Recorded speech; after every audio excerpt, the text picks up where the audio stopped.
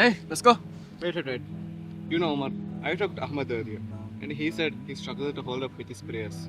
So, he's not praying regularly? Yes, that's the big deal here.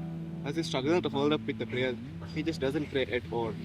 Wait, isn't praying one of the 5 pillars of Islam? Fasting but skipping prayer. Does it really count? Some people fast but they don't pray.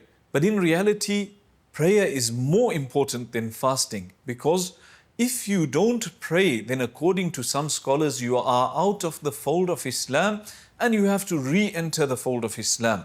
So fasting, the person who doesn't fast does not exit the fold of Islam, but he is a big sinner. He is a great sinner. So we can see from this that, of course, both are important, but prayer is more important than fasting.